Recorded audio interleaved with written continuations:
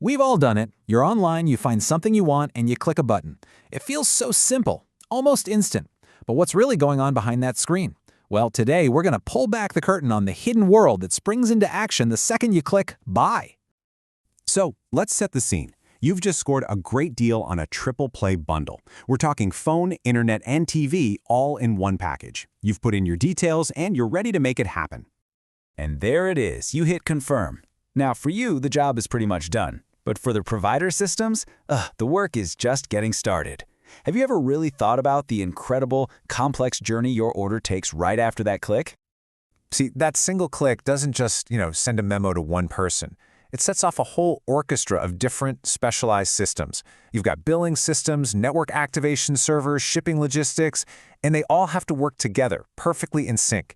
It's a huge performance. So, the big question is, who's the conductor?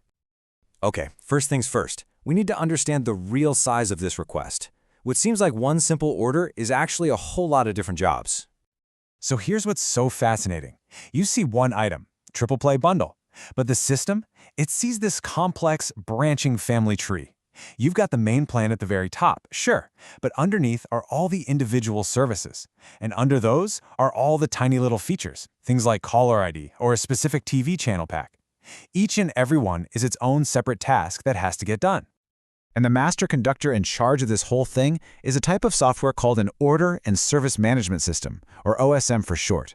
This is the brain of the operation. It's the central coordinator that's looking at the entire score, your order, and making sure every single note gets played exactly right. Now, this is a really important distinction. The OSM doesn't actually do the work itself. It's not going to activate your phone or process your payment. Its job is to be the ultimate manager. It sends out super precise instructions to all the other systems, billing, activation, shipping, telling them exactly what to do and, just as crucially, when to do it. So how does our conductor get started? Well, it begins by taking that big piece of sheet music and breaking it down into individual parts for every musician in the orchestra. The very first thing the OSM system does is something called decomposition. It takes your one simple request and basically shatters it into dozens of smaller, much more manageable, mini-tasks that are all connected to each other. Your one bundle just became a massive, detailed to-do list for the company's automated systems. This here shows the process perfectly. On the left, you've got that checklist, that family tree we were talking about. And on the right, you can see what each of those little items gets matched with, something called an order specification. You can think of this like a master rulebook for that specific part. It holds all the rules and all the steps needed to get that one little thing done. And hey, don't just take my word for it. The official guide for this kind of system literally calls the order specification the cornerstone. Basically, everything else depends on this blueprint. It's the absolute foundation that controls how every single part of your order is handled. Okay, so now this system has this huge list of tasks, but how does it know what to do first? I mean, the order matters, right? That's where the playbook comes in. This playbook has a technical name, a fulfillment pattern, and its main job is to set up the sequence of events. It creates dependencies. It's like a big flowchart that says, hey, you have to finish task A before you can even think about starting task B.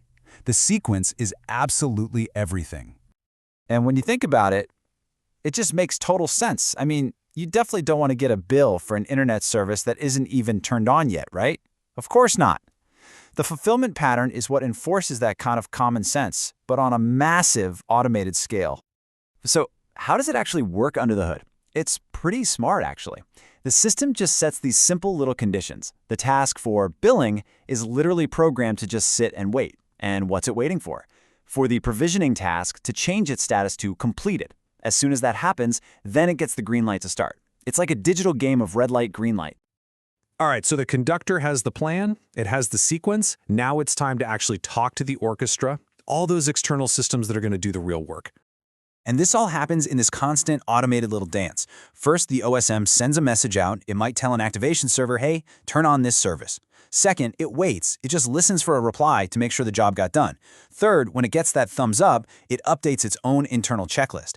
And finally, that update is the signal to proceed. It's the green light for the very next task in the chain to kick off.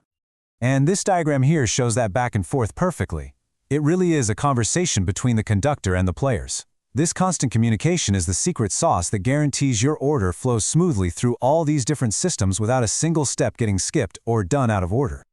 But what happens when life gets in the way? What if you, the customer, decide to change your mind halfway through the performance? This, right here, is where the system's real genius comes out to play. So let's imagine your order is already in motion. The system has already checked your address and assigned a port for a 3 megabit internet connection. But then you call back and say, you know what? I think I want that faster 5 megabit plan instead. A new revised order zips into the system. Now this is where it gets really cool. The system doesn't just throw its hands up and cancel everything, it runs what's called a compensation analysis. And yeah, this diagram looks complicated because it is complicated. The system is carefully comparing the old plan to the new one to figure out the absolute smartest, most efficient way to handle the change. But we can break that whole complex process down into 3 simple steps. First, it compares the 2 orders and sees that the only thing that changed was the internet speed. Second, it performs an undo. It's smart enough to reverse any steps that are now wrong. So if the port it picked for the 3 megabit plan can't handle 5, it will undo that assignment. And finally, it does a redo, running the task again with the new info to find a new port that can handle the speed. The whole point here is that this is like surgical work. It only changes the things that absolutely have to be changed. This amazing ability is what lets you change your order midstream and the system just adapts on the fly. It saves everyone from the huge headache of having to cancel the whole thing and start all over again from scratch. So, the next time you click confirm on a new phone or a new service, just take a second to think about that silent, invisible symphony that's kicking off in the background. It's an entire performance conducted by an incredible piece of software, all designed to turn your one simple click into a perfectly orchestrated reality.